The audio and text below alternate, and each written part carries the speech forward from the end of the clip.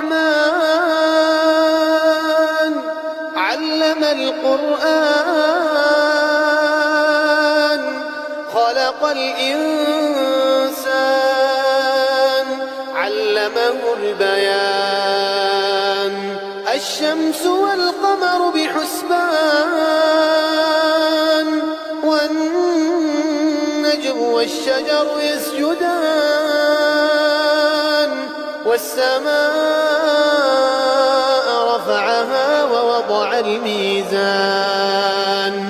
ألا تطغوا في الميزان وأقيموا الوزن بالقسط ولا تخسروا الميزان والأرض وضعها للأنام فيها فاكهة والنخل ذات الأكمام والحب ذو العصف والريحان فبأي آلاء ربكما تكذبان خلق الإنسان من صلصال كالفخار وخلق الجن من مارج من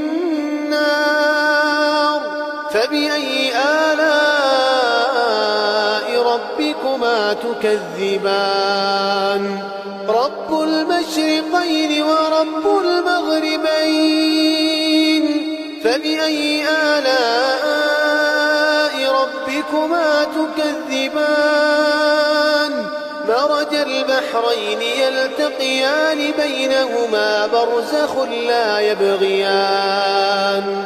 فبأي آلاء ربكما تكذبان يخرج منهما اللؤلؤ والمرجان فبأي آلاء ربكما تكذبان وله الجوار المنشآت في البحر كالأعلام فبأي آلاء ربكما تكذبان كل من عليها فان ويبقى وجه ربك ذو الجلال والإكرام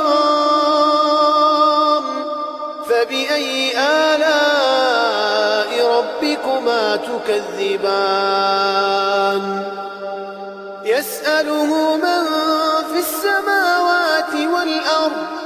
كل يوم هو في شأن فبأي آلاء ربكما تكذبان سنفرغ لكم أيها الثقلان فبأي آلاء ربكما تكذبان يا معشر الجن والإنس إن استطعتم أن تنفذوا من أقطار السماوات والأرض فانفذوا لا تنفذون إلا بسلطان فبأي آلاء ربكما تكذبان يرسل عليكما شواظ من نار ونحاس فلا تنتصران فبأي آلاء ربكما تكذبان فإذا انشقت السماء فكانت وردة كالدهان فبأي آلاء ربكما تكذبان فيومئذ لا يسأل عن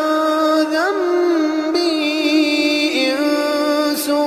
ولا جان فبأي آلاء ربكما تكذبان يعرف المجرمون بسيماهم فيؤخذ بالنواصي والأقدام فبأي آلاء ربكما تكذبان هذه جهنم التي يكذب بها المجرمون يطوفون بينها وبين حميم آن فبأي آلاء ربكما تكذبان ولمن خاف مقام ربه جنتان فبأي آلاء ربكما تكذبان ذواتا أفنان فبأي آلاء ربكما تكذبان فيهما عينان تجريان فبأي آلاء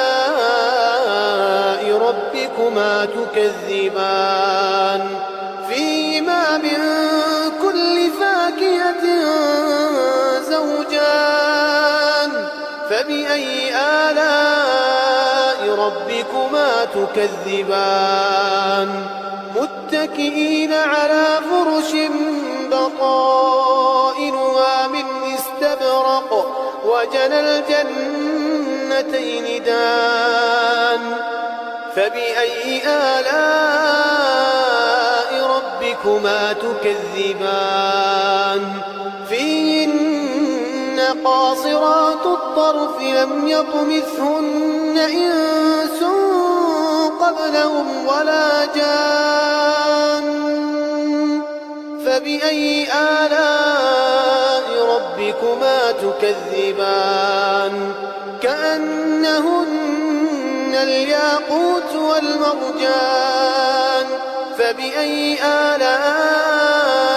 ربكما تكذبان هل جزاء الإحسان إلا الإحسان فبأي آلاء ربكما تكذبان ومن دونهما جنتان فبأي آلاء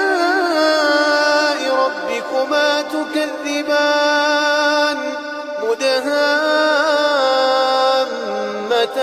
مدهامتان فبأي آلاء ربكما تكذبان فيهما عينان نضاختان فبأي آلاء ربكما تكذبان فيهما فاكهة ونخل ورمان فبأي آلاء ربكما تكذبان فيهن خيرات حسان فبأي آلاء ربكما تكذبان حور مقصورات في الخيام فبأي آلاء ربكما تكذبان لم يطمثهن إنس قبلهم ولا جان فبأي آلاء ربكما تكذبان متكئين على رفرف خضر وعبقري حسان فبأي آلاء ربكما تكذبان تبارك اسم ربك ذي الجلال والإكرام